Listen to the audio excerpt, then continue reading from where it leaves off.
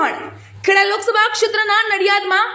જિલ્લા મહિલા મોરચાના ઉપક્રમે વિશાળ મહિલા સંમેલન યોજાયું હતું, જેમાં ખેડા જિલ્લાની અને સંસદીય વિસ્તારની મહિલાઓએ ફરી એકવાર મોદી સરકાર અને ફરી એકવાર દેવસિંહ ચૌહાણને ખેડા બેઠક પર જંગી બહુમતીથી ચૂંટી લાવવા હુંકાર કર્યો હતો। આ બેઠકમાં ખેડા જિલ્લા ભાજપ પ્રમુખ અજયભાઈ બ્રહ્મભટ્ટે જણાવ્યું હતું કે સમાજ અને રાષ્ટ્રના ઘડતરમાં મહિલાઓનું યોગદાન નોંધપાત્ર છે। દેશમાં ફરી એકવાર નરેન્દ્રભાઈ મોદીને વડાપ્રધાન બનાવવા અને ખેડા બેઠક પર ભાજપના ઉમેદવાર દેવસિંહ ચૌહાણને 7 લાખ કરતા વધુ મતોથી ચૂંટી લાવવા સૌ મહિલાઓએ હાકલ કરી હતી। દેશને ભારત માતા કહેતી એકમાત્ર પાર્ટી ભાજપ છે તેમ એમણે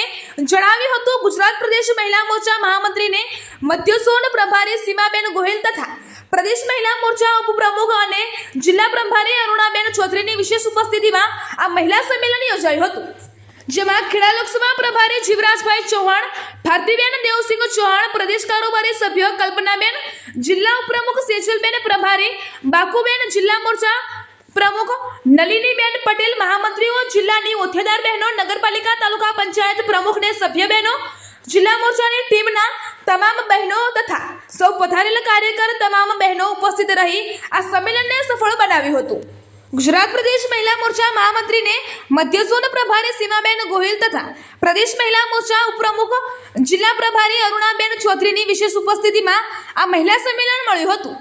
જેમાં ખેડા લોકસભા પ્રભારી જીવરાજભાઈ ચૌધરી, ભારતીબેન દેવસિંહ ચૌહાણ, પ્રદેશ કારોબારી સભ્ય કલ્પનાબેન, જિલ્લા ઉપપ્રમુખ સેજલબેન સહિત પદાધિકારી મહિલાઓ મોટી સંખ્યામાં ઉપસ્થિત રહી હતી।